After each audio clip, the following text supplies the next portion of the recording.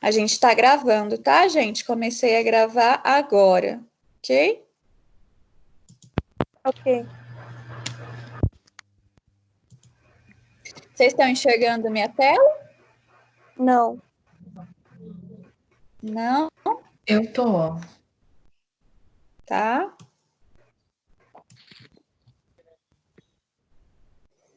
Agora sim. Agora sim? Ok, vamos começar então, tá bom? 8h05.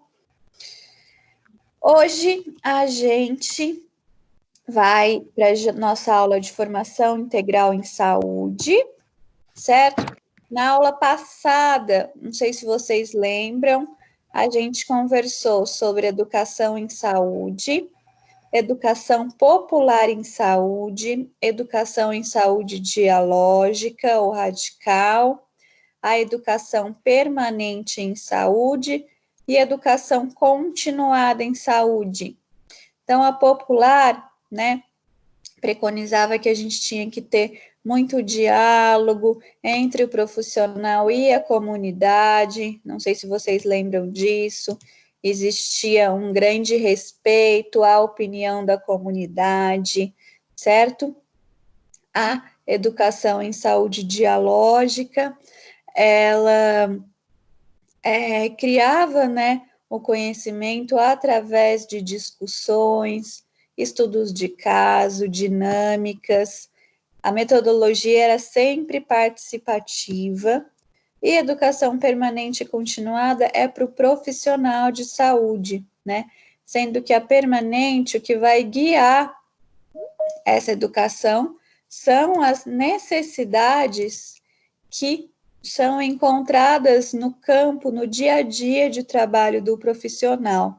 Ele vai se aperfeiçoar, ele vai buscar a educação de acordo com as dificuldades que ele encontra no dia a dia dele de trabalho. E a educação continuada é um aperfeiçoamento no campo do trabalho, de acordo com a profissão desse indivíduo. Então, por exemplo, um dentista que quer se aperfeiçoar em ortodontia, então ele vai fazer uma pós-graduação. Eu me formei em nutrição e depois fui fazer um mestrado, certo? Então, é uma educação que continua após a graduação. Certo, gente? Podemos prosseguir?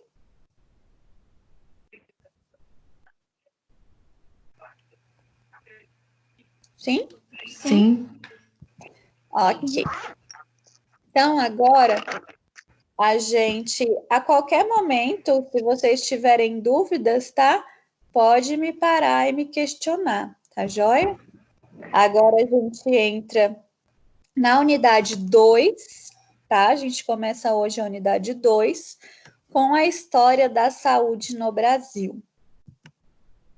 Hoje a gente vai estudar a história da saúde no Brasil. E para isso, a gente vai ver todo o contexto econômico, social e político do Brasil, que vai trazer uma necessidade de reformulação do sistema de saúde, tá? E a gente vai estudar também o surgimento do SUS e algumas das suas características. Bom, aqui tem um videozinho sobre o resumo da construção do SUS. É um vídeo bem interessante, vou passar aqui para vocês. É bem curtinho e bem interessante, e depois a gente segue com a aula. Já está aqui preparado.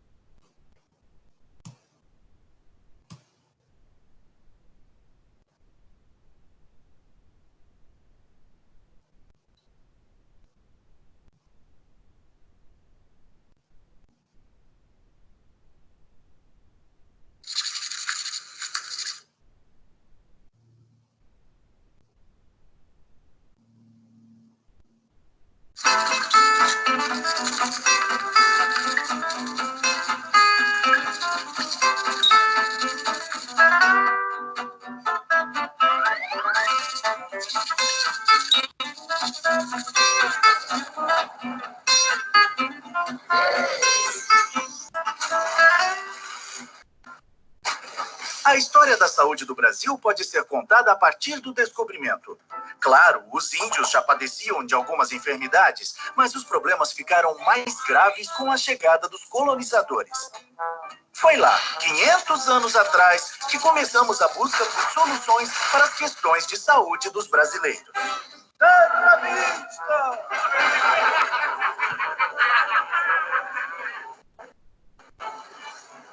Durante os 389 anos da colônia e do império, pouco ou quase nada se fez pela saúde no Brasil.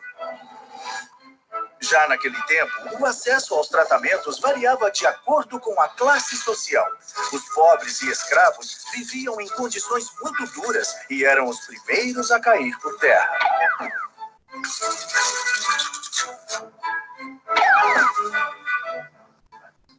Já os nobres e os colonos brancos com posses tinham acesso aos médicos e remédios da época, e assim, maiores chances de enfrentar as doenças e a morte. Para a maior parte da população, a opção eram as Santas Casas de Misericórdia, implantadas pelos religiosos. Mas os hospitais viviam na pobreza e, na maioria das vezes, os tratamentos não iam além da canja de galinha e da caridade. Os doentes recorriam aos curandeiros ou similares. Na época, os grandes conhecedores das terapias de cura e do poder das ervas medicinais brasileiras.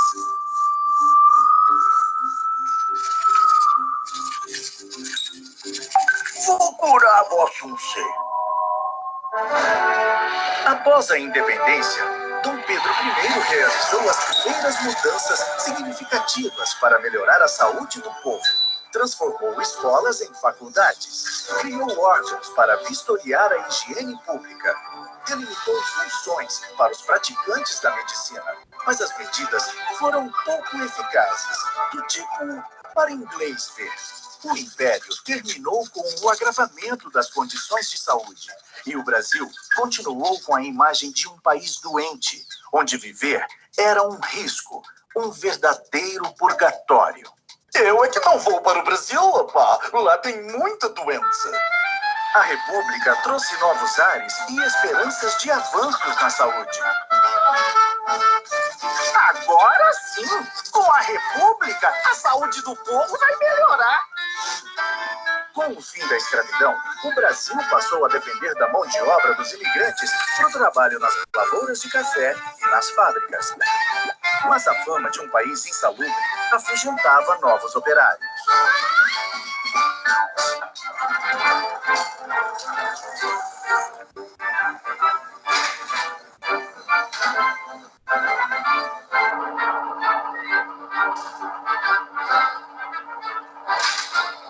O período de 1900 a 1920 foi marcado por reformas urbanas e sanitárias, principalmente nas grandes cidades, áreas portuárias e no Rio de Janeiro, então capital da República.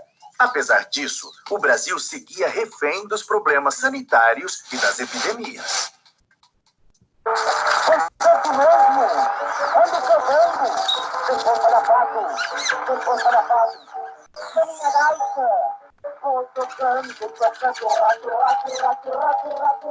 As mudanças propostas por muitos eram contrárias aos interesses políticos e econômicos daquele tempo.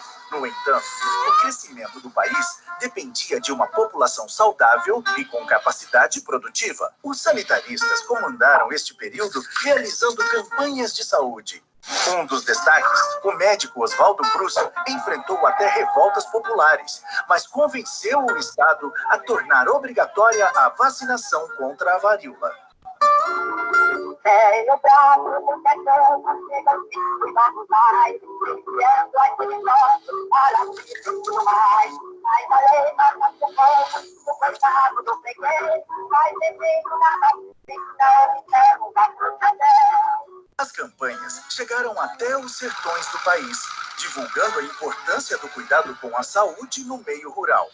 Mas os pobres continuavam em moradias precárias e as doenças fazendo vítimas. Só a gripe espanhola causou a morte de mais de 300 mil brasileiros. Nos anos 20, surgiram as CAPs, as Caixas de Aposentadoria e Pensão.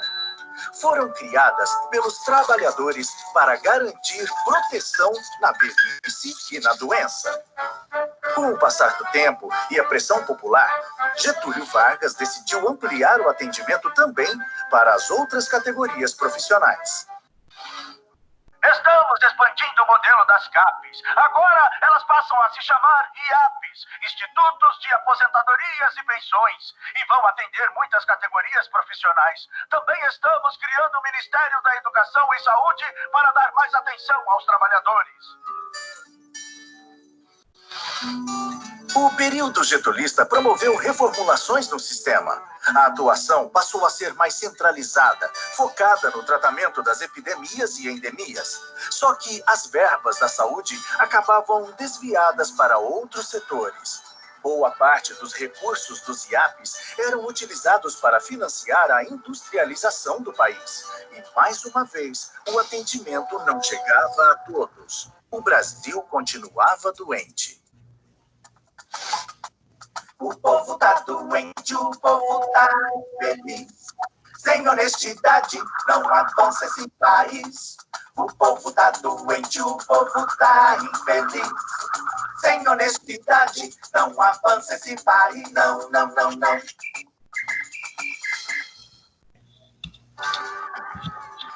A Constituição de 1934 proporcionou aos trabalhadores novos direitos, como a assistência médica e a licença gestante. Até que em 1943 veio a CLT, Consolidação das Leis do Trabalho, que além dos benefícios à saúde, criou o salário mínimo e outras garantias trabalhistas. Com a Segunda Guerra, o mundo paralisou perplexo diante de Adolf Hitler. Regulieren Vollzeit und geschlossen. Seit 5:45 wird jetzt zurückgeschossen. Und von jetzt ab wird Bombe mit Bombe verfolgt. No Brasil, o desafio era levar mais saúde ao povo brasileiro. Em 1953, foi criado o Ministério da Saúde, que se ocupava principalmente das políticas de atendimento nas zonas rurais, enquanto que nas cidades, o acesso à saúde era privilégio dos trabalhadores com carteira assinada.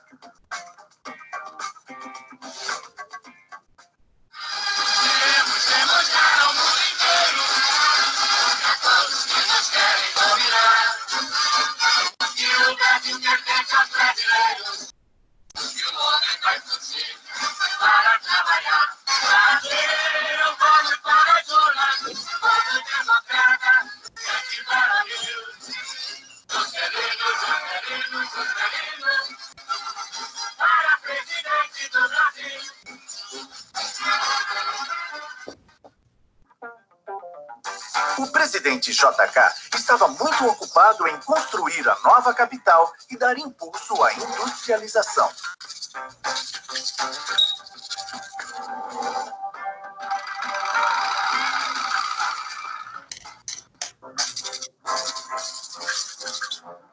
Atenção, Brasil! Atenção, Brasil! Atenção, Minas Gerais! As tropas do 2º Exército, sob o comando do general Cruel, já sitiaram o estado da Guanabara. Veio a ditadura e os governos militares focaram os investimentos na segurança e no desenvolvimento. Mais uma vez, a saúde sofreu com a redução das verbas e doenças como a dengue, meningite e malária se intensificaram. Diante das epidemias e do aumento da mortalidade infantil, o governo foi atrás de soluções. Em 1966, nasceu o INPS, com a missão de unificar todos os órgãos previdenciários que vinham funcionando desde 1930 e, claro, melhorar o atendimento médico. A atenção primária cada vez mais era vista como responsabilidade dos municípios e os casos complexos ficavam a cargo dos governos estaduais e federal. Nos anos 70, o FAS, um fundo composto por recursos da loteria esportiva, destinava parte do dinheiro para a saúde. Acho que isso é uma zebra. Mesmo assim, No auge do milagre econômico brasileiro, as verbas para a saúde representavam apenas 1% do orçamento geral da União. A piora nos serviços públicos deu força para o crescimento dos grupos privados e os brasileiros entraram na roda viva dos planos de saúde. Saúde virou sinônimo de mercadoria. A 8ª Conferência Nacional de Saúde, em 86, ampliou os conceitos de saúde pública no Brasil e propôs mudanças baseadas no direito universal à saúde com melhores condições de vida.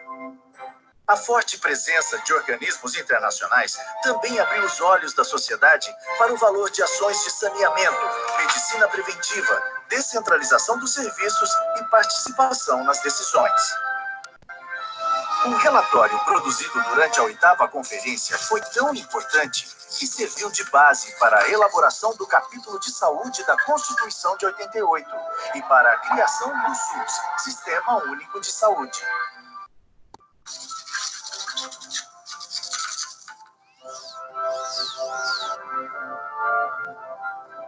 Declaro promulgada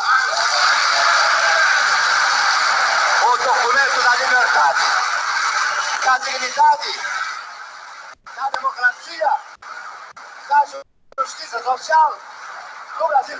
Que Deus nos ajude nisto se cumpra. Embora ainda com participação do setor privado, o SUS estabeleceu o princípio de um sistema de saúde gratuito e de qualidade para todos os brasileiros.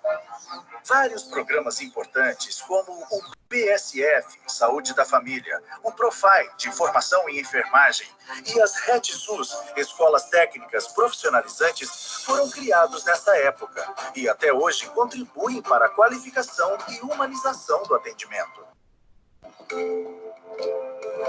O Brasil mudou de patamar na saúde pública. Os avanços são inegáveis, mas os desafios continuam imensos. Até hoje, o SUS não recebe verbas suficientes, e isso tem reflexos diretos na qualidade do atendimento. A saúde também segue sofrendo as consequências da corrupção e do gigantismo do Brasil. Assim como há 500 anos, ainda estamos em busca de uma saúde de qualidade para o povo brasileiro. E esperamos pelo momento onde o Brasil faça valer o artigo 196 da Constituição. Saúde, um direito de todos, um dever do Estado.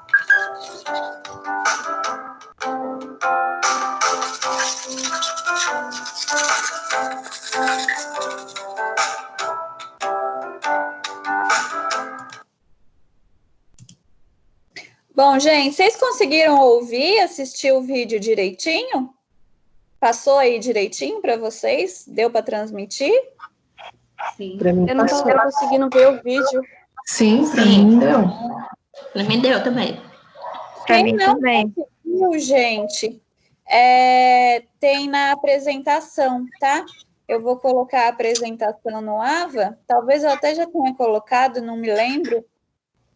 Mas daí é só clicar no link, pode assistir depois, tá bom? Tá. Então, gente, só para a gente, né, aprofundar um pouquinho mais tudo aí que foi compartilhado no vídeo. Então, antes da chegada da família real no Brasil, até 1808, antes disso, a assistência na saúde ela era feita de que jeito, né? Então, existiam curandeiros e pajés, eles não tinham conhecimento em medicina formal, tá?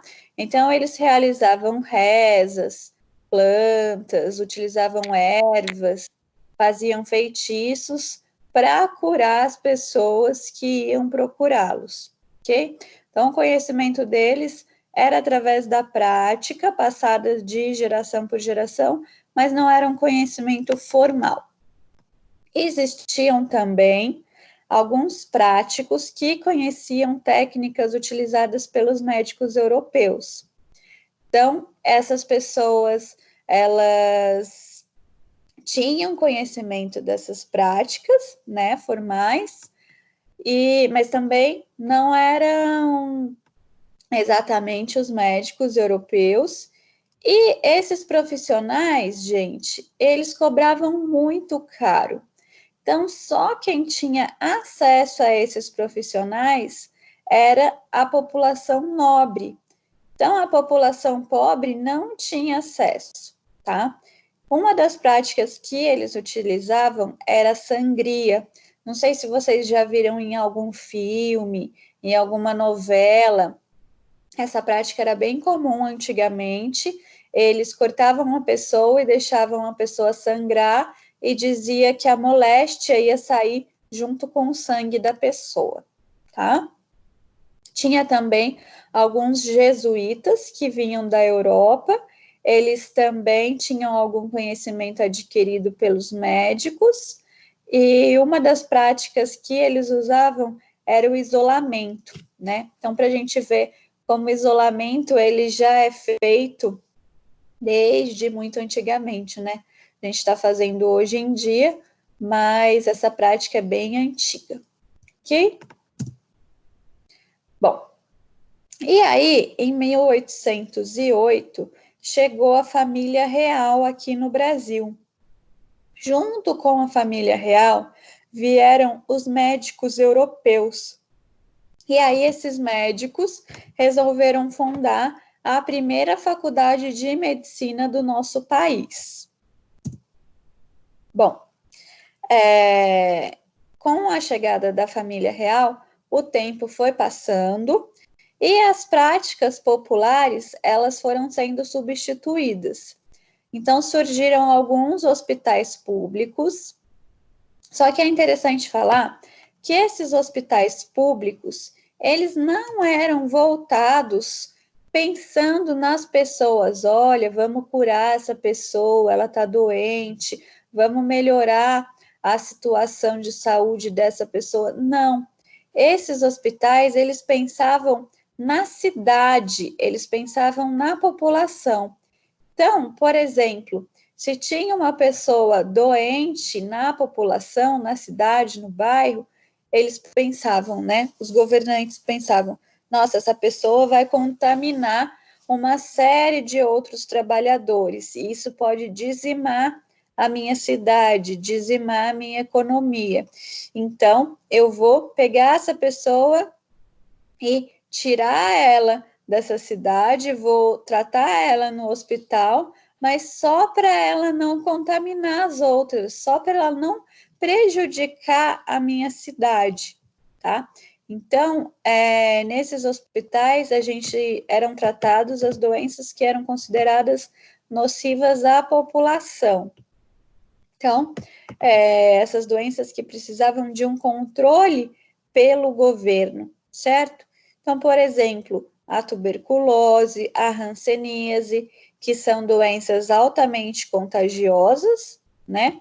Aqui também eram tratados doenças mentais, porque as pessoas, os doentes mentais, podiam ficar violentos, né? Podiam atrapalhar o andamento da cidade. Então, eles também eram tratados nesses hospitais públicos, ok? A gente tinha um cenário, nessa época, de predomínio de doenças transmissíveis, né? Então, quando a gente pensa em doenças transmissíveis, a gente pensa principalmente nas doenças infecto-contagiosas, certo?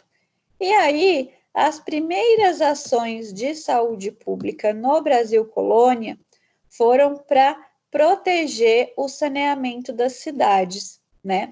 A gente sabe aí que se a cidade não tiver um saneamento adequado, isso pode transmitir uma série de doenças, certo?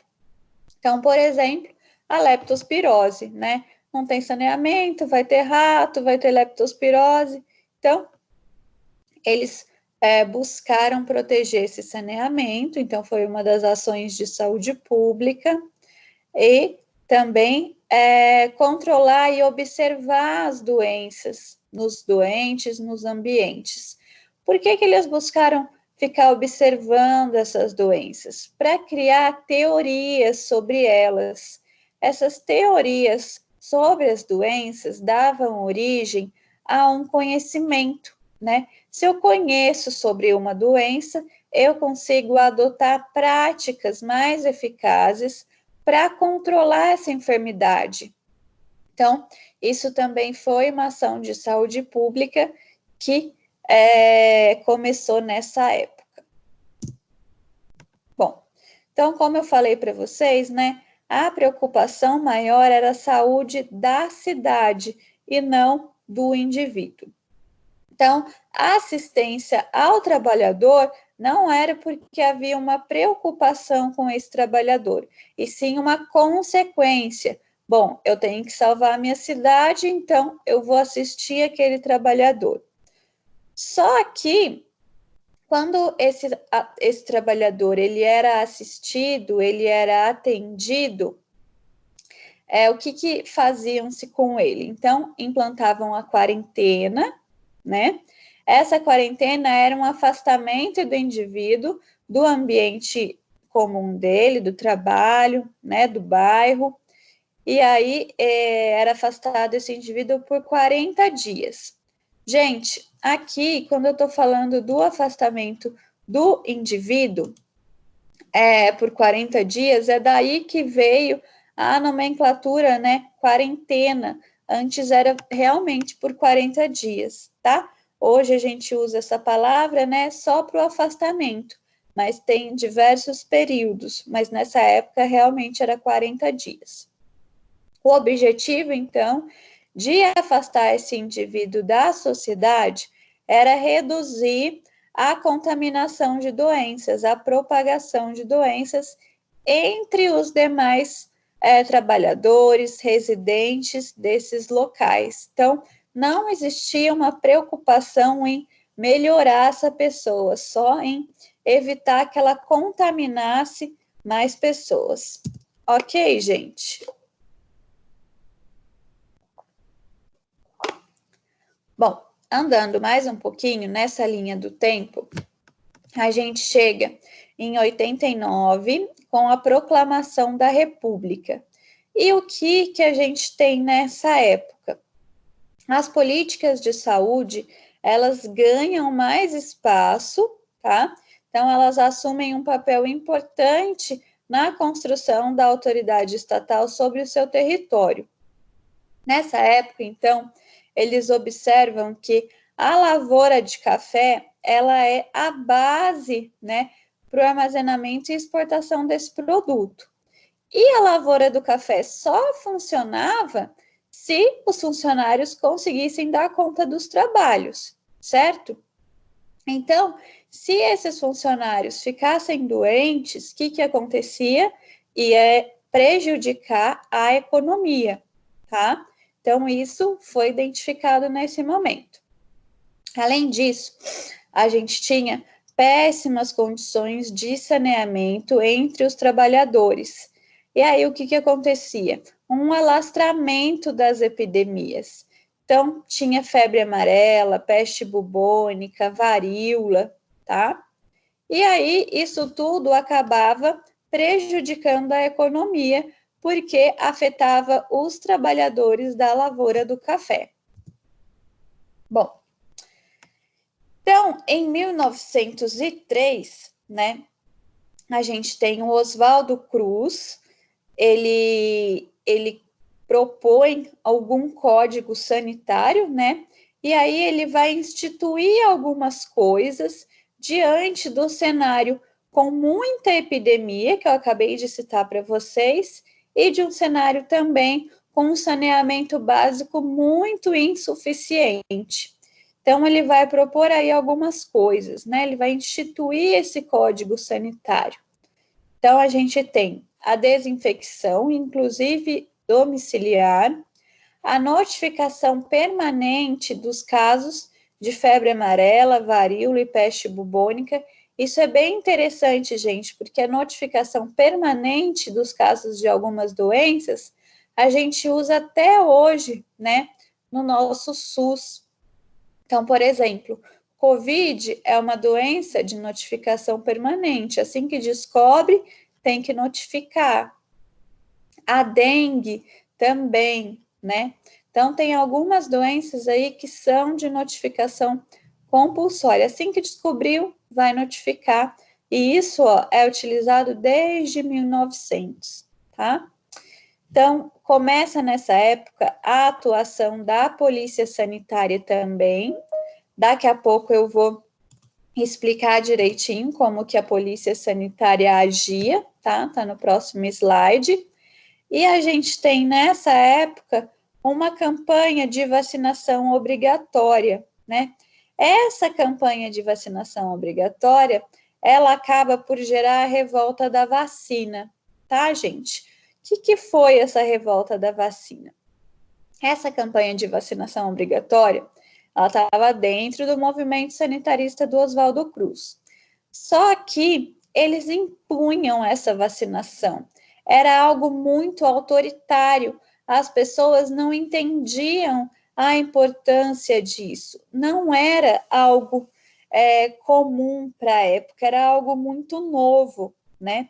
Hoje em dia, a gente é consciente da vacinação, a gente sabe a importância disso, a gente sabe que doenças foram erradicadas graças à vacinação, né? Mas nessa época as pessoas não tinham conhecimento disso, certo? Então, muitos se opuseram, a população se opôs, alguns políticos se opôs, líderes militares também. Então, eles criaram um movimento contrário a essa obrigatoriedade da vacinação contra a varíola. E esse movimento foi a revolta da vacina. Deu para entender isso, gente? Vocês conseguem entender que na época, por ser algo novo, surgia mesmo essa oposição como sendo algo natural, né? Hoje em dia, lembra que teve a campanha de vacinação para o HPV, que foi uma vacina nova, né, para vacinar as meninas? Lembra que teve também muita coisa contra isso? Muitas pessoas se manifestaram contra. Vocês chegaram a ver isso?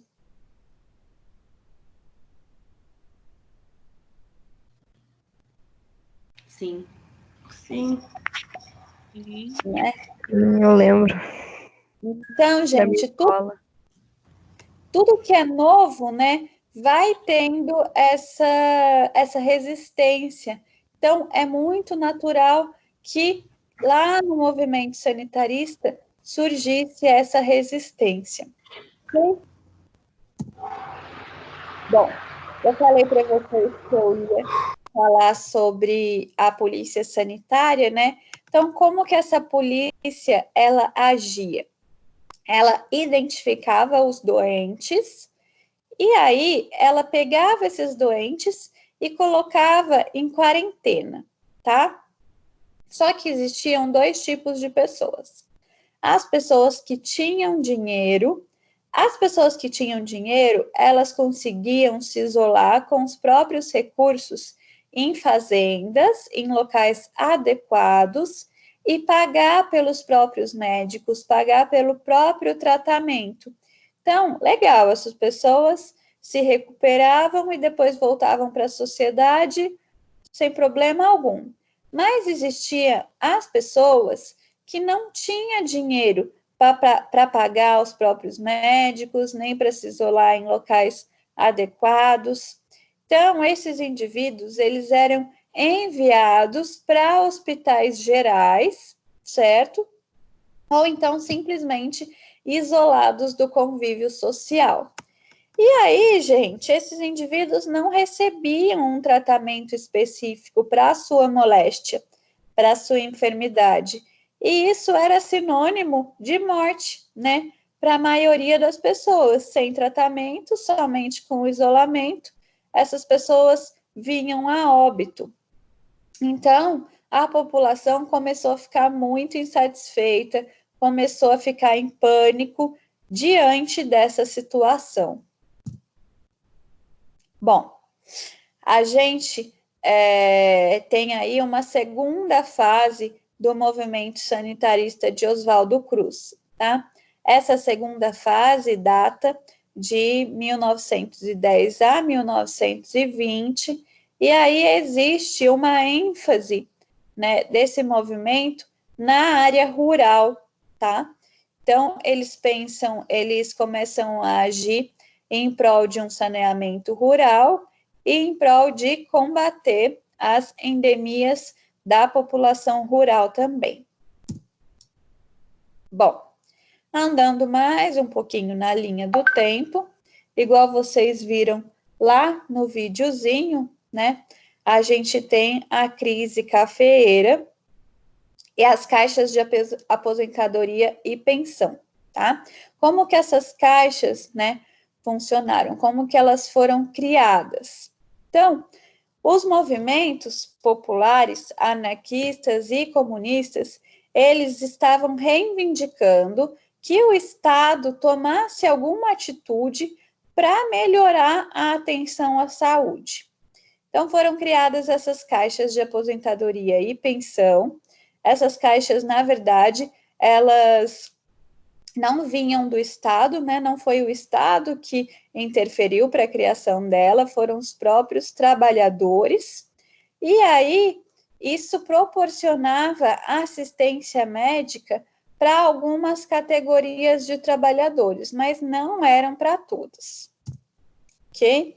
Essas caixas, então, quem era segurado delas tinha assistência médica, tanto para si próprio, quanto também para o trabalhador, para a sua família, tá? Eles também tinham garantidos os medicamentos e tinha garantia também de uma aposentadoria e, caso morressem, de uma pensão para os herdeiros. Aí eu pergunto para vocês, gente, então, a assistência à saúde era para todo mundo? De forma nenhuma. Não é, não. Exatamente. Nenhuma, não. Então, a assistência à saúde, ela era para uma parcela muito pequena da população, só para quem tinha carteira assinada, só para quem tinha ou era familiar de quem tinha carteira assinada, tá, gente? Então, isso era um grande problema na época, muitos ficavam sem ter essa assistência. Bom, aí então, andando mais um pouquinho lá na linha do tempo, a gente chega na Era Vargas, a República Nova, em 1930. Nessa época, a gente tem um fortalecimento da industrialização.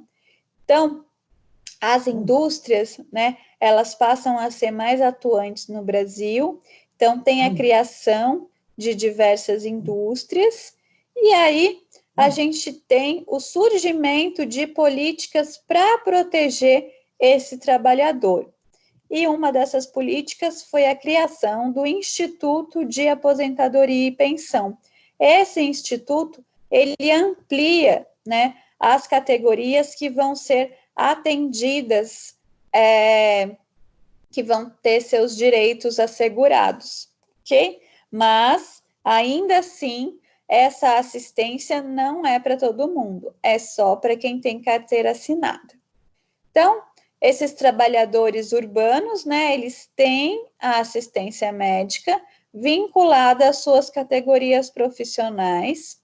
O Estado, ele tem alguns centros de hospitais para a população pobre, eram as chamadas Santa Casa de Misericórdia, acho que vocês já ouviram falar delas. Os ricos, eles eram atendidos por médicos particulares, e ainda nessa época a gente tinha um predomínio de doenças relacionadas à pobreza e também patologias da vida moderna, ok? Bom, aí ainda em 1950 a gente tem uma aceleração da industrialização, né? Então, o que eu quero dizer com isso? A indústria acaba se desenvolvendo mais ainda, certo? Então, a gente tem uma indústria crescente e para conseguir dar conta, né, de todos esses trabalhadores que têm direito a essa assistência à saúde, cresce né, no sistema de saúde, ele também acaba crescendo para atender esses trabalhadores industriais. Então, com esse crescimento, a gente tem o surgimento de grandes hospitais. Esses hospitais acabam tendo uma tecnologia mais avançada e profissionais da saúde mais especializados também, tá? Nessa época também surgiu os convênios, né? Até que a gente viu no vídeo, para suprir a demanda cada vez mais crescente. Bom, só que aí, gente, a gente sabe que se avança a medicina, se avança o conhecimento em saúde, as clínicas médicas, o medicamento, à medida com que a gente tem uma modernização nisso, o que acaba acontecendo também? A gente tem um aumento da expectativa de vida da população, certo? Então, a gente tem, inclusive, né, um aumento da qualidade de vida. Então, as pessoas passam a viver por mais tempo, certo? Aumenta essa expectativa de vida. E se as pessoas vivem por mais tempo, se elas envelhecem, né, mais, a gente tem algumas doenças típicas, né, que são as doenças crônicas, né, muito comum em idosos. Câncer, hipertensão, diabetes, certo? Só que a gente tem um modelo de saúde centrado em hospital para tratar essas doenças e não para prevenir, né? E não para promover a saúde. Então, antes do SUS, a gente tinha um modelo de saúde centrado na cura, certo? Não era um modelo centrado na prevenção e na promoção da saúde, tá? Isso é importante. E esse modelo de saúde centrado em hospital, centrado na cura, no tratamento, ele é muito mais caro, porque ele exige mais complexidade tecnológica, né? E a complexidade tecnológica, ela é cara, certo? Então, esse é o cenário dessa época antes do SUS. Bom, a gente tem o golpe militar em 1964. Gente, eu vou falar um pouquinho do golpe militar e do cenário que a gente encontra na época do regime militar, mas só para deixar que eu não tirei tudo isso da minha cabeça, tá? Tudo aqui eu me baseei no livro didático de vocês e tudo vai de encontro com o que eu aprendi na escola, com o que eu aprendi na faculdade, com o que está nos livros de história, tá joia? Só para deixar claro aí que tudo está baseado no conhecimento científico, ok? Então, bom, no golpe militar que aconteceu em 64, né, a gente tem algumas mudanças no sistema de saúde. Então, existe uma ênfase na assistência médica, certo? A gente tem uma expansão da medicina previdenciária, tá? Da medicina, né, para quem tem carteira assinada. E aí a gente tem a unificação dos institutos de aposentadoria e pensão, e a gente tem uma nova nomenclatura para essa unificação, o INPS. Quem é da minha idade ou é mais velho que eu, vai lembrar desse INPS, tá? Ele era bem comum, tá? Os nossos avós, minha avó lembra bastante dele, fala dele, tá? Então, era a assistência de saúde que existia na época, era através do INPS. Durante todo o regime militar, não havia muito investimento na área da saúde pública. Então, aquelas políticas de saneamento que o Oswaldo Cruz começou a implantar, elas passam a ser negligenciadas nesse momento. As políticas de habitação também passam a ser deixadas de lado. A gente tem algumas doenças já erradicadas que voltam. A gente tem surgimento de surtos epidemiológicos, então dengue, malária, passa a crescer novamente, né? E a gente tem uma intensificação da desigualdade social e um crescimento da pobreza, da população pobre. Então, o regime militar, ele traz tudo isso para o Brasil nesse momento, né? Quem é da classe média alta, nesse momento, não sente tudo isso, tá? Mas a população pobre, ela sente tudo isso que aconteceu, é quem é mais atingido pelas consequências do regime. Então, durante esse regime, a gente tem o aumento de algumas doenças infecto-contagiosas, então a gente tem um crescimento da tuberculose, da malária, da doença de Chagas, também surto de meningite, e nesse momento, o Brasil, ele bate um recorde, só que é um recorde ruim, porque é um recorde em acidente de trabalho, tá? Então, outra consequência ruim aí que a gente tem.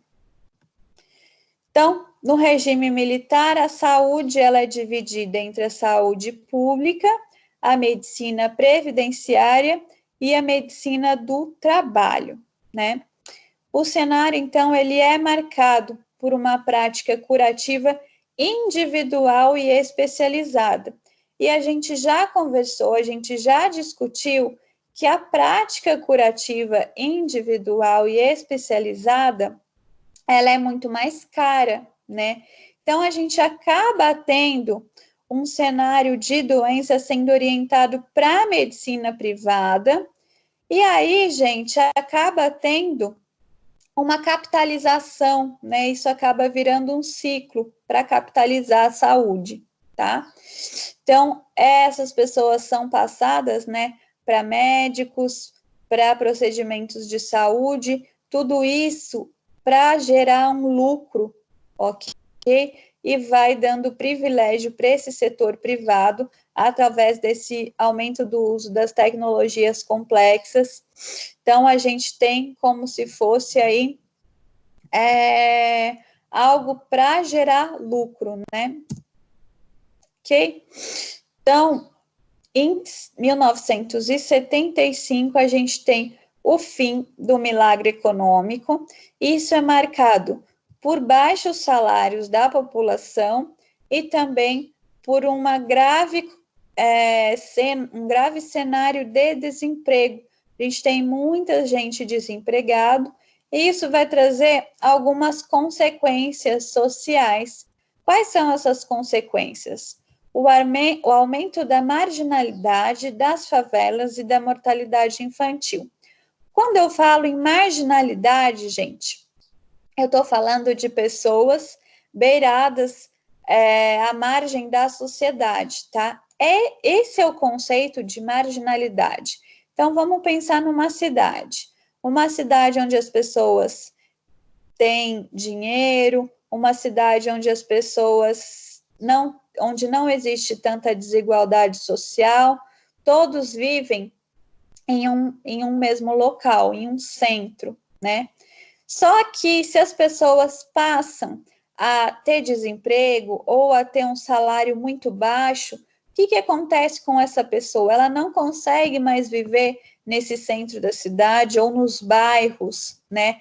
Ela acaba tendo que ir para a margem dessa cidade, onde é mais barato de viver, onde é mais barato de morar, tá? Esse é o conceito de marginalidade. São pessoas excluídas do centro, dos bairros, e tendo que ir para a margem dessa cidade, para a margem dessa sociedade. É aí que vem esse conceito de marginalidade, tá? Isso é importante lembrar. Aí essas pessoas, nessa margem, elas começam a construir favelas, ok? Aí a gente sabe que nesses locais não vai ter saneamento básico, não vai ter condições adequadas de vida, de moradia, e como consequência, a gente pode citar a mortalidade infantil, ok? Bom, então, o modelo de atenção à saúde, né, previdenciária, ele vinha sendo incapaz de solucionar os principais problemas de saúde. Então, o que a gente tinha nesse momento? Um crescimento das endemias, das epidemias e indicadores de saúde negativos, certo? Então, a gente falou aí de algumas endemias, né? A malária, a dengue, tuberculose, tá? Tudo isso prejudicando os indicadores de saúde da época. A gente tem também um aumento dos custos da medicina curativa, essa medicina centrada na atenção médico-hospitalar, então, uma complexidade muito maior, uma tecnologia crescente, envolvendo muito mais essa tecnologia, a gente sabe que isso é muito mais caro, né? Então, a gente tem um aumento dos custos, mas ao mesmo tempo que a gente tem um aumento dos custos, a gente tem uma diminuição da arrecadação do sistema previdenciário. Isso acaba reduzindo as receitas. E aí, se eu tenho um aumento do custo e uma diminuição das receitas, a conta não tem como fechar, gente, né? Existe uma incapacidade de fechar essa conta e é óbvio que esses problemas não vão conseguir ser sanados, certo? Além disso, a gente tem uma incapacidade do sistema de atender uma população cada vez mais marginalizada. E, além disso, a gente tem desvios de verbas do sistema previdenciário, né? Então, desde aquela época, a gente já tem a corrupção. Então, os desvios são feitos para a realização de obras por parte do governo federal, às vezes usados para a industrialização, e também tem um prejuízo, né? A União, ela acaba não repassando as verbas, ok? O que é errado, porque o sistema previdenciário, ele era tripartite, então ele tinha verba tanto do empregado quanto do empregador e também deveria receber da União, mas a União acaba não repassando o que deveria repassar, e isso contribui ainda mais para o déficit de receita do sistema previdenciário. Gente, ficou claro? Por que a União não repassava esse recurso? Qual era a justificativa? Porque o governo não estava preocupado em repassar, tá? Então, nessa época, a gente ainda tem o regime militar. Regime militar, como a gente bem sabe, eles acabam fazendo o que querem, né? Eles não seguem muitas regras, certo? Não seguem o que tem que fazer. Então, eles simplesmente não querem repassar e não repassam. Não existe uma cobrança em cima desse regime militar. Ele decide assim fazer e acaba fazendo, tá? Ok. Ele acaba priorizando, né, os usos dos recursos em outras coisas. Então, a gente tem a parte da industrialização, né, que eles veem como prioridade. E a sustentabilidade da população, então investe mais na parte industrial para que a população tivesse recurso. Isso, ele acaba enxergando, né, a industrialização como prioridade e investindo mais nisso e deixando a saúde de lado. Mas a gente sabe que a saúde, né, ela precisa estar adequada para que a população consiga trabalhar, para que exista uma qualidade de vida. Então, isso não vem como uma coisa positiva, ok? Ok, obrigada. Nada. Bom, então, só para retomar tudo isso que aconteceu no regime militar, a gente tinha uma assistência à saúde excludente, né? Somente uma parcela da população tinha direito à assistência médica, e essa parcela era um os conveniados ao INPS, que são as pessoas que tinham carteira de trabalho assinada e seus dependentes, no caso, seus familiares. Só que os intelectuais da área da saúde começaram a fazer estudos sobre as condições de saúde da população nesse momento e começaram a criticar essa condução política do Estado brasileiro, né? Porque a situação estava grave nesse momento. E então começaram a reivindicar essas mudanças na assistência à saúde. E essas reivindicações, né, fez com que instituições... Eu estou ouvindo aula, não dá para falar.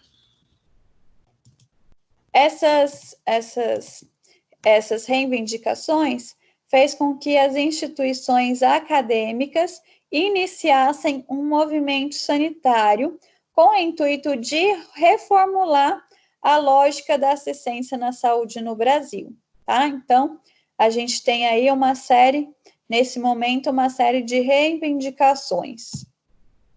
Bom, aí a gente chega no movimento sanitário para iniciar a reforma sanitária, tá? Isso em 1970. Essas reivindicações, elas acabam criticando a concessão de privilégios somente ao setor privado e a mercantilização da medicina sob o comando da Previdência Social. Eu não falei para vocês que a assistência da saúde passa a ser algo visando o lucro, né? Mandando as pessoas doentes procurarem os hospitais de alta complexidade, tratamentos de alta complexidade, médicos especializados, tudo isso visa o lucro, né? Então, a gente tem uma mercantilização da medicina. Então, isso é muito criticado nesse momento, e essas críticas, elas têm um objetivo de transformar a assistência à saúde no Brasil. Então, é reivindicado o quê? O direito à saúde a todas as pessoas. Então, o movimento, né, ele quer que todo mundo tenha direito à saúde, não só os trabalhadores e seus dependentes. Eles objetivam também que as ações de saúde sejam integradas em um único sistema, tá? Que seja mais fácil, né, de gerir, que que exista um acesso a toda a população a todos os serviços de saúde, serviços tanto preventivos como curativos, que exista uma descentralização da gestão administrativa e financeira das ações de saúde, certo? Sempre falo para vocês que a descentralização é algo muito importante, né? Porque quem está mais próximo dos problemas são os municípios, são os estados. Então, eles conseguem entender melhor como é o problema e conseguem agir melhor para corrigir esse problema, certo? Então, nesse momento, a gente tem uma reivindicação a favor de uma descentralização da gestão administrativa e financeira e uma reivindicação também para que haja participação e controle social das ações de saúde promovido pelo Estado, né? Então, o povo participando, o povo ajudando a controlar essas ações de saúde, vendo se estão sendo efetivadas, estão sendo promovidas mesmo, certo? E aí a gente chega na reforma sanitária. Em 85 a gente tem o fim da ditadura militar, então os movimentos populares exigiram a redemocratização do país e eles exigiram também direitos à saúde e à cidadania, e a gente chega no momento da nova república. Nessa época, a gente tem um marco histórico, em 1986, que é a 8ª Conferência Nacional em Saúde. A gente viu sobre ela no videozinho que eu passei no começo da aula. Nessa conferência, participam cerca de 4.000 pessoas, entre intelectuais, trabalhadores de saúde e também de toda a sociedade brasileira. E nessa conferência houveram debates e foram propostas medidas de reorientação do sistema de saúde no Brasil. Tá? Então, pela primeira vez, a gente tem a participação de entidades da sociedade civil, entidades organizadas de todo o país. Então, a gente tem representantes sindicais, representantes das associações de profissionais de saúde, representantes de movimentos populares em saúde, do Centro Brasileiro de Estudos de Saúde, da Abrasco, que é a Associação Brasileira de Pós-Graduação em Saúde. A Abrasco, ela é muito atuante até nos dias atuais, tá? Ela faz congressos aí, eu já fui num congresso da Abrasco, ela é bem atuante. Bom, e aí a gente tem um relatório dessa 8ª conferência, e esse relatório, ele cita a saúde como direito no seu sentido mais abrangente possível, né? Então, a saúde, ela inclui a alimentação, inclui habitação, educação, renda, meio ambiente, trabalho, transporte, emprego, lazer, liberdade, acesso à posse de terra e acesso a serviços de saúde. Lembra como acho que foi na penúltima aula, a gente falou dos determinantes da saúde, que tudo isso acabava determinando a saúde, que não tinha como ter saúde sem ter uma habitação adequada, não tinha como ter saúde sem ter um trabalho, uma renda, não tinha como ter saúde sem ter um emprego com condições adequadas de se atuar, sem ter lazer, sem ter liberdade de ir e vir, sem conseguir acesso a esses serviços de saúde. Então, gente, a saúde nesse momento, ela é discutida, ela é entendida dentro dessa conferência, que para ter saúde precisa ter tudo isso, ok? Bom, então, nessa conferência é dito também que o direito da saúde, ele deve ser garantido pelo Estado, tá? E para garantir esse direito pelo Estado, o Estado precisa dar condições de vida dignas a todos os cidadãos, ok? E ele vai fazer isso através de ações de serviços de promoção, proteção e recuperação da saúde. Lembra que a gente falou já de promoção, proteção e recuperação da saúde? Promoção, a gente tem algo que eu promova a saúde, né, de uma forma geral. Então, alimentação saudável, atividade física, tudo isso é promoção. Proteção da saúde e recuperação da saúde também, né? A gente tem todos esses níveis, certo? A gente já discutiu isso.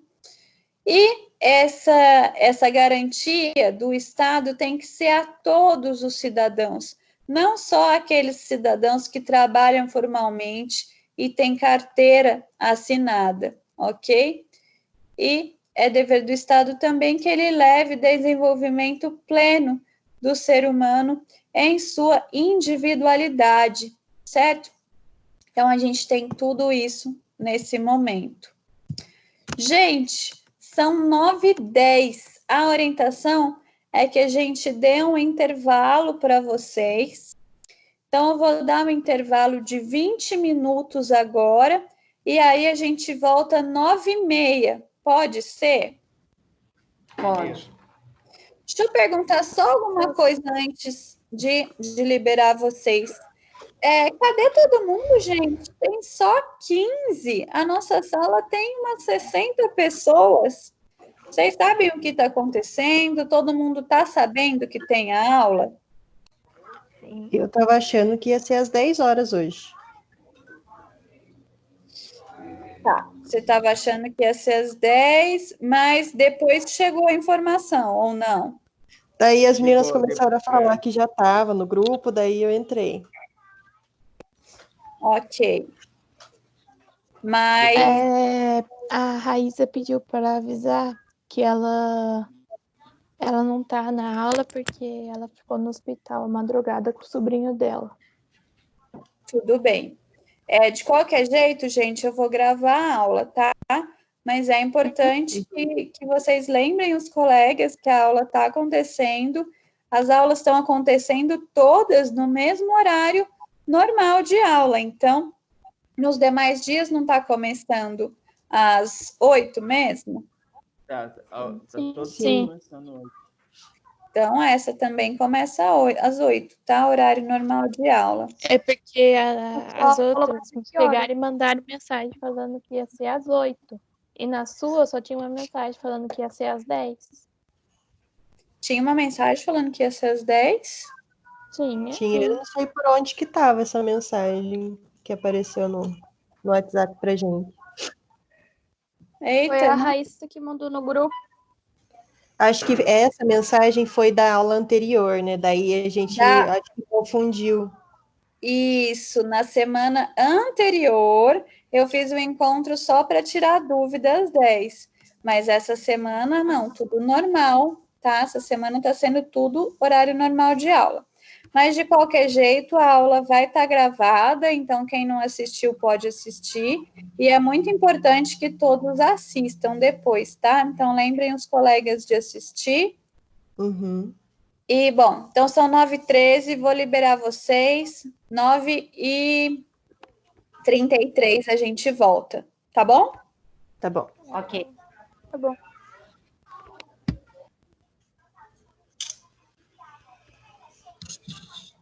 Gente, tá me ouvindo?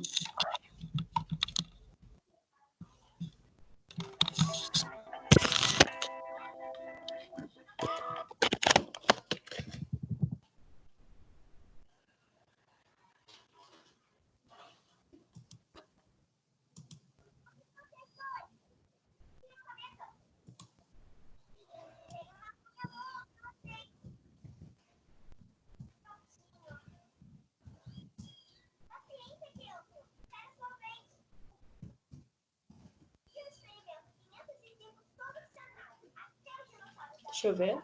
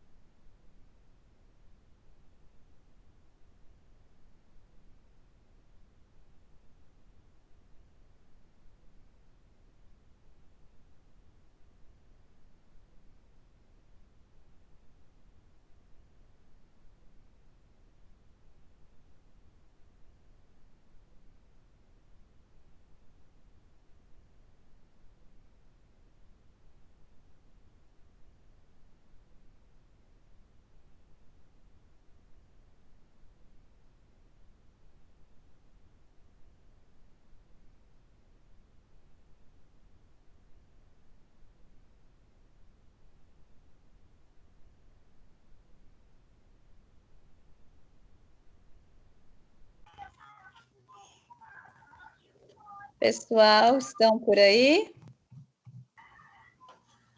Sim.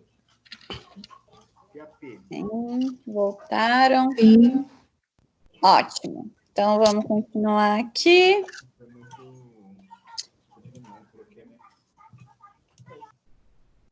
Bom, então, né, nessa conferência falou-se que o Estado precisava garantir esse direito à saúde de todo mundo, promovendo a saúde, protegendo a saúde, recuperando em todos os níveis. Quando eu falo de níveis de saúde, nível primário, secundário, terciário, acho que a gente ainda não falou sobre nível primário, secundário e terciário, mas existe uma divisão para entendimento de serviços de saúde de acordo com os níveis, que vai de acordo com a complexidade.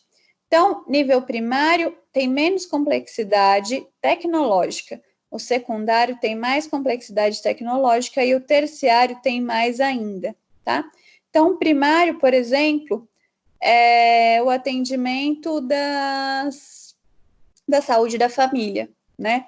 Então, precisa atender bastante gente, tem bastante profissional da saúde, mas não é tão tecnológico, não é tão complexo tecnologicamente. Secundário, a gente já tem, podemos citar aí as UBSs, né? As unidades de pronto atendimento. E o nível terciário, a gente tem, por exemplo, atendimento de UTI, que é bem mais complexo, ok? Então, a gente tem essa divisão aí, e nesse momento é falado que, então, o Estado precisa garantir isso para todo mundo, para todos os cidadãos. Bom, nesse relatório, esse relatório, ele é utilizado como um instrumento de pressão política no contexto da nova república.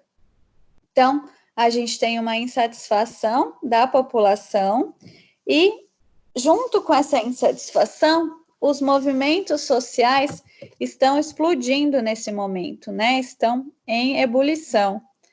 E aí a gente tem também um apoio pelo movimento sanitário e tudo isso vai trazer uma sensibilização dos constituintes para que fosse criado um novo sistema de saúde. E aí, gente, muitos problemas, né, deram origem à reformulação do sistema de saúde brasileiro. Quais foram esses problemas? A gente já falou sobre eles. Citem pelo menos 2 para mim.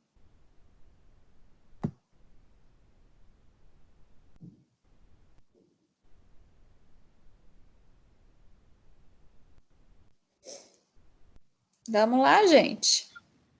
A questão da população, né, mais pobre, ter que ficar dependendo somente das santas casas, né, e também o avanço das doenças infecciosas, que até então tinham sido sanadas, mas devido ao problema de saneamento e outros fatores também, e a questão também das pessoas com poder aquisitivo maior, elas ainda tenham recursos, né, para procurar médicos particulares, enfim. A população, mais uma vez, ficou bastante esquecida e, por conta disso, teve consequência do aumento das doenças, né? E um descontrole também, porque as casas começaram a ficar sobrecarregadas devido à demanda, pelo menos recordo um dos motivos. Ótimo, Tatiane, isso mesmo, tá? Então, esses foram alguns dos problemas em destaque, sim, né? Existia uma grande desigualdade no acesso aos serviços, né? Como você falou, então os ricos tinham acesso, mas os pobres não tinham, era muito desigual, ok? Perfeito a sua fala, tá? E a questão também que as santas casas estavam mais, assim, voltadas para a questão curativa, né, e não de prevenção. Isso, também é outra coisa. Fala, Anderson. Não, eu estava refletindo aqui, e o momento atual lembra bastante sobre esse golpe militar de 64, em relação a algumas coisas que está dificultando, né, o atendimento público. O atendimento público hoje em dia, né, não dá para a gente dizer que ele é perfeito, né, mas existe, né? Então, é aquilo, não sei se eu já falei. Não sei se eu já falei isso para vocês, mas não dá para a gente jogar fora o bebê junto com a água do banho, né? Não é porque o carro está precisando arrumar o radiador que eu vou jogar o carro inteiro fora.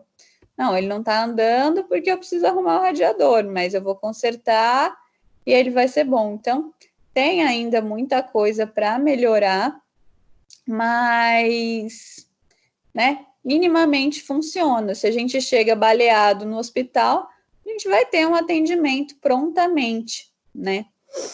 E a questão do Estado também ter essa autoridade junto com os municípios de estar administrando os recursos da saúde pública foi algo que, na minha visão, foi um ponto muito positivo e bastante importante, porque hoje a gente vê o pouco avanço que teve, mas foi um avanço considerável e realmente dá um acesso à população. Hoje se enquadra um pouco nesse exemplo que você deu, né? A pessoa sofre um acidente, ele vai até assistência de saúde, mas ele tem esse atendimento pronto, né? O que antigamente já não se acontecia tanto, né? Devido à precariedade também, que já existia muito maior na questão do atendimento, né, à saúde. Isso mesmo. A gente, em algumas aulas mais para frente, a gente vai ver a diferença do nosso sistema de saúde para outros sistemas de saúde, né? Então, por exemplo, se você chega num sistema de saúde dos Estados Unidos, você chega num hospital, né? Porque lá nem existe sistema de saúde. Se você chega lá no hospital com 2 dedos cortados, cortou o dedo com um machado, tá com o dedo fora. Eles vão te passar o orçamento, vão te falar, ó, é 10 mil para você colar esse dedo, 15 mil para a gente consertar esse outro. Você vai querer ou não? Né? Se você tiver dinheiro, você conserta. Se você não tiver dinheiro, você vai embora para casa sem o dedo. E aqui, isso no Brasil jamais que acontece, né? Aqui, professor. Eu estava comentando isso com uma amiga minha, que ela casou há pouco tempo com um rapaz da Itália e com tudo que está acontecendo, ele está morando aqui meio que ilegalmente. E ele precisou do acesso do serviço de saúde e ele foi atendido prontamente. Eu falei para ela que não é tão ruim o SUS aqui, é bom. Tudo que a gente precisa, a gente consegue. Sim. O nosso sistema de saúde, ele tem o dever de atender todos os brasileiros, tá? Então, é dever dele atender todos os brasileiros. Mas na nossa legislação, os médicos, eles também não podem deixar ninguém sem atendimento. Então, fica essa brecha, né? E eles acabam atendendo, inclusive, os imigrantes, inclusive quem está aqui no país viajando, ou quem está aqui no país por conta de acompanhar alguém. Então, acaba tendo esse atendimento para todas as pessoas mesmo. Até para a questão também dos refugiados, né, que é um problema recente, também, né, o Brasil, nesse aspecto, eu creio que ele é bastante abrangedor, vamos dizer assim, né, até mesmo o Sistema Único de Saúde. Sim, com certeza. Bom, vamos continuar aqui, então. Então, existia uma falta de coordenação entre as instituições que atuavam no setor, esse era uma dos problemas, uma desorganização dos recursos empregados nas ações de saúde curativa e preventiva, uma baixa resolutividade e produtividade dos recursos existentes, então eles não eram bem aplicados, uma falta de integralidade da atenção, né? A atenção primária não conversava com a secundária, não existia isso, uma escassez de recursos financeiros, certo? E existia também essa gestão centralizada, né? Então, passou a ser, depois do SUS, descentralizada, tá? Então, antes centralizada, pós descentralizada, dando mais autonomia para quem está mais próximo do problema, né? Para os estados, para os municípios, que conhecem melhor seus problemas. certo? Aqui eu tinha colocado o intervalo, que eu dei essa aula, mas o intervalo já passou, vamos seguindo.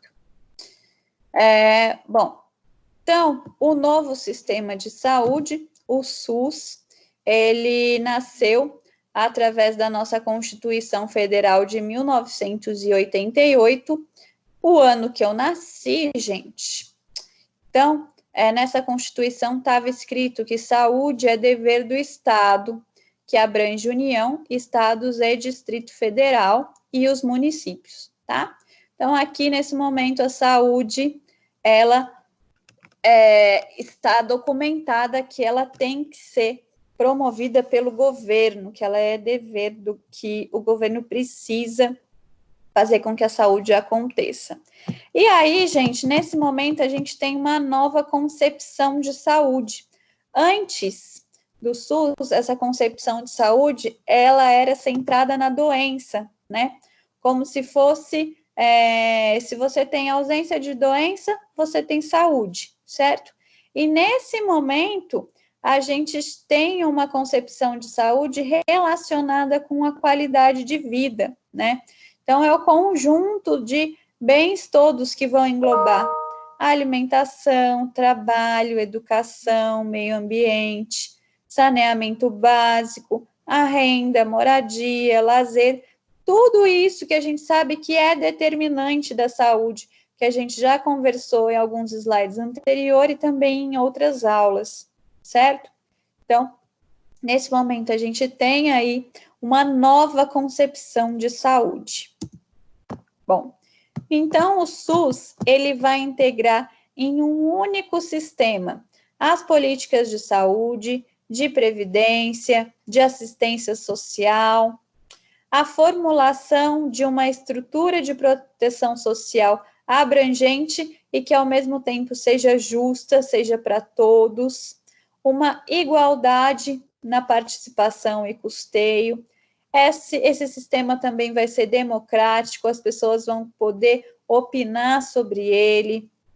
Existe também uma provisão e dever da atenção que vai ser de competência do Estado, tá? Então, aqui a gente vai destacar algumas características do SUS. Na próxima aula, a gente vai falar sobre todos os princípios, tá? Mas eu já vou adiantar algumas características. Então, ele precisa atender a todos, gente, conforme a necessidade das pessoas, não pode ter nenhuma distinção de classe, de raça, nenhuma distinção. Ele precisa atuar de maneira integral, ok?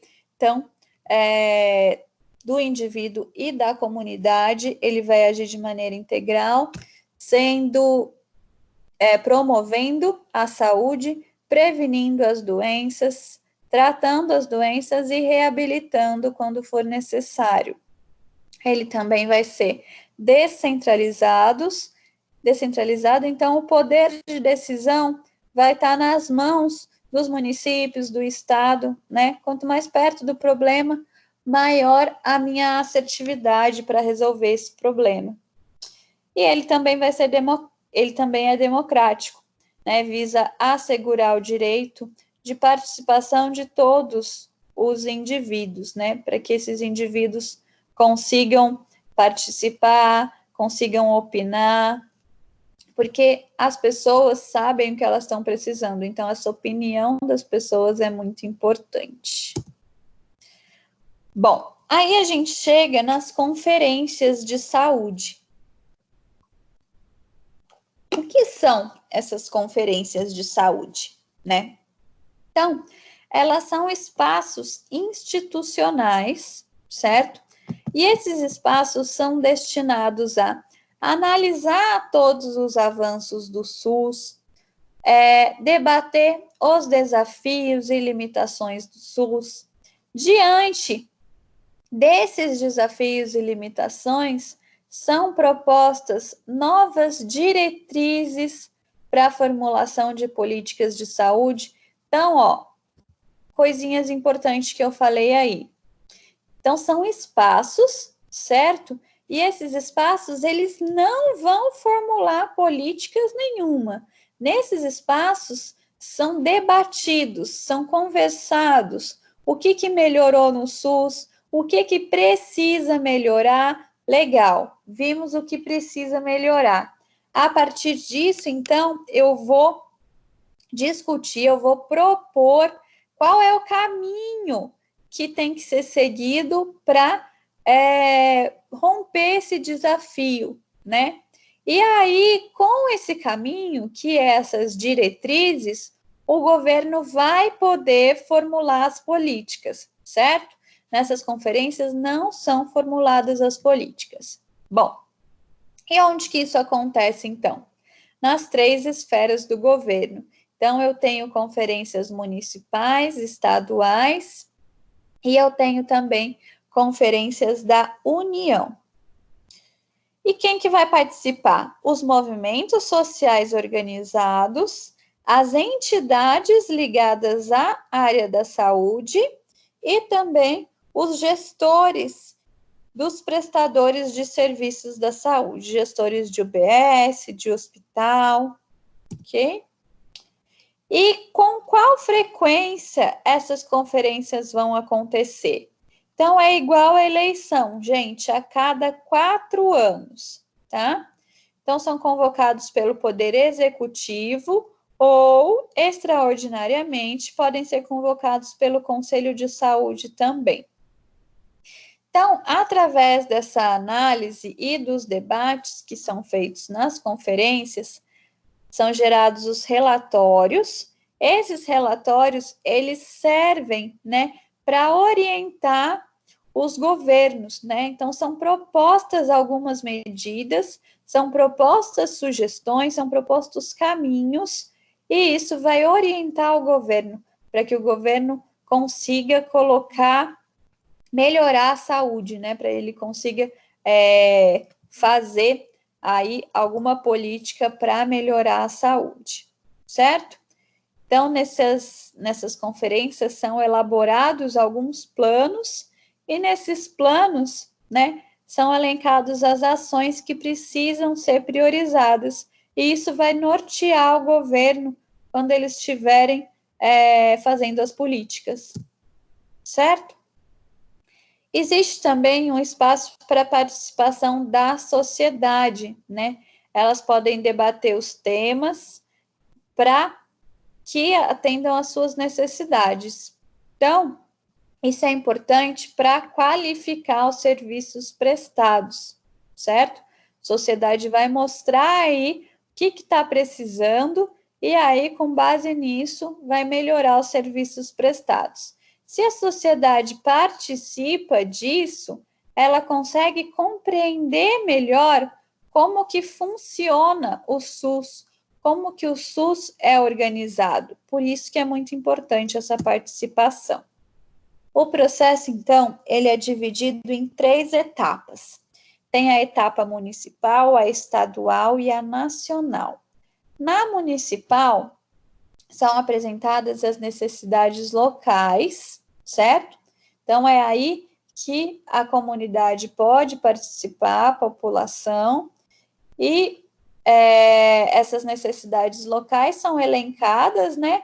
Vão ver as prioridades, e isso vai ser apresentado na estadual. A estadual, então, vai pegar todas as necessidades que os municípios passaram, vai ser debatido e vai ser colocado os principais para a nacional, e no nacional eles vão, então, debater essas proposições que foram recebidas pelos estados. E aí, gente, como que vai se efetivar a gestão democrática do SUS, que a gente falou aí durante a aula, que é tão importante, né? É através dessas conferências de saúde. Elas são um importante modelo de participação da cidadania através da sociedade civil organizada e da consagração do processo de controle social. O controle social é quando as pessoas, elas sabem o que é direito delas, né? Então, elas conseguem ver se esse direito está sendo atendido ou não. É direito que eu tenha o atendimento de saúde. Isso está sendo ofertado para mim ou não? Então, o controle social é importante. Se não estiver sendo ofertado, a pessoa consegue ir em busca disso, consegue colocar na mídia, consegue ir no gabinete do prefeito, certo? E pedir que isso aconteça. Então, por isso que o controle social é tão importante. Bom, agora a gente conclui, então, tudo que foi ofertado na aula de hoje, todos os conhecimentos teóricos. Pessoal, vocês viram que na aula passada eu deixei uma atividade valendo nota lá nos últimos slides? Sim. Todo mundo já fez? É aquele que era para responder e mandar, né? Era para responder aquele formulário lá do Google Docs. Ah, sim. Gente, vale nota, tá? Vale 400 pontos. Quem não fez, precisa fazer, tá joia? Então, ó, eu dei a orientação direitinho de como é para fazer. Vou até abrir aqui o slide de novo. Tem alguém aí que não fez ainda? Você? Ok. Eu não fiz ainda, não. Sim. Vou explicar de novo, tá? O que é para fazer. Vamos lá, prestar atenção aqui que é importante. Essa atividade vale 400 pontos. Então, vocês vão assistir as aulas passadas, certo? Eu gravei a videoaula lá com amor e carinho. Assistam minha videoaula. Aí eu deixei um vídeo no YouTube para assistir também. O link está aqui, ó. E eu deixei um texto, um artigo científico para ler, um artigo pequenininho, 4 páginas. E aí, com base nas aulas que vocês assistiram, nesse vídeo que vocês vão assistir e também nesse texto, vocês vão responder esse questionário, tá?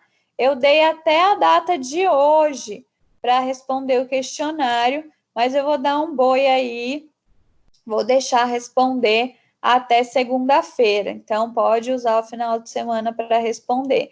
Para responder o questionário, gente, é só clicar no questionário, vai abrir aqui, ó, o formulário, tá? Formulário, então, vocês vão colocar o e-mail de vocês, o curso, vai colocar se é da Nutri, da Físio, enfermagem, vai colocar o nome, ok? E aí, ó, tem 8 questões, tá?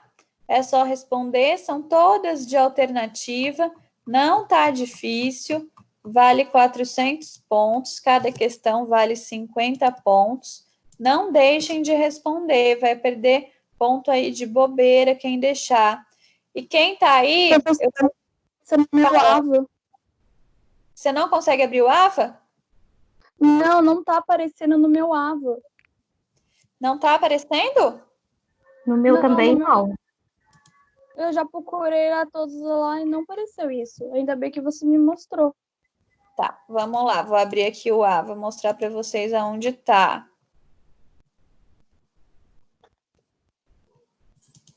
Se não estiver aparecendo no seu, a gente tem um problema e precisa identificar como que tá, por que tá acontecendo isso, tá?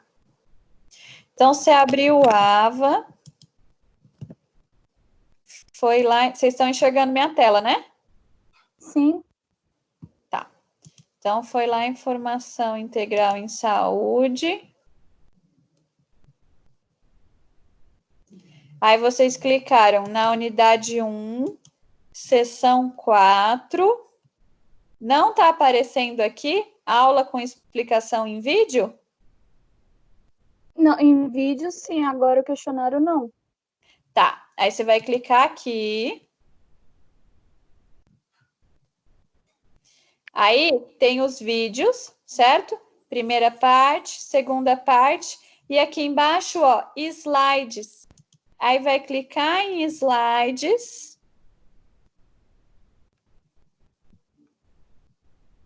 Vai baixar o slide.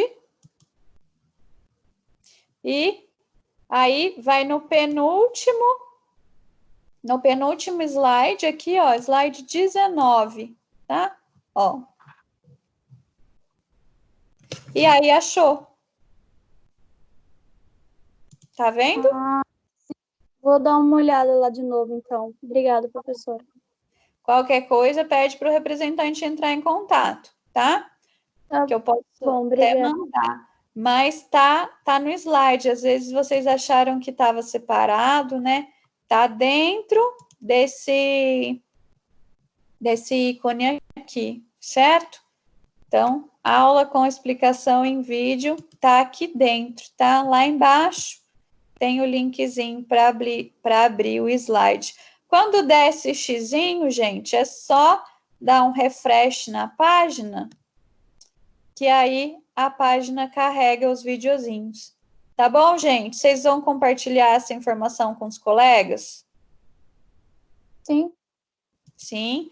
Tem gente aí da nutrição e tem gente da enfermagem também, certo? Certo. Então, compartilhem aí com os colegas. Por favor, não esqueçam de fazer a atividade Vale Ponto e não esqueçam de fazer também o desafio Nota Máxima. Na semana que vem vai ter uma lista extra do desafio Nota Máxima. Então, vocês vão conseguir acumular mais pontos ainda, tá? Uma oportunidade aí para vocês, certo?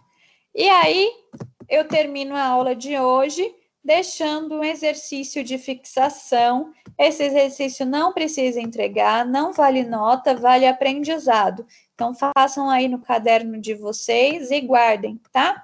Eu preciso, né? O que eu quero desse exercício?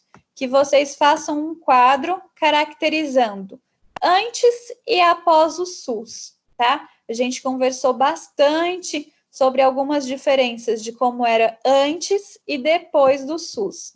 Então, eu quero essas diferenças em relação ao conceito de saúde, né? Como era o conceito de saúde antes do SUS e depois? Como era o modelo de atenção à saúde antes do SUS e depois? E o modelo de gestão antes e depois? Tá fácil, né?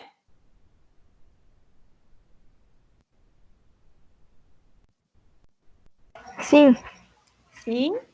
Bom, então podem começar. Eu vou ficar aqui online disponível até as 10h30. Então, se precisarem de mim, é só me chamar, tá bom?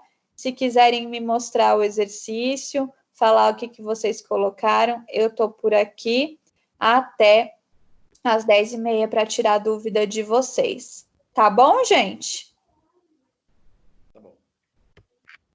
Tá bom? Ok. Tá bom, professora.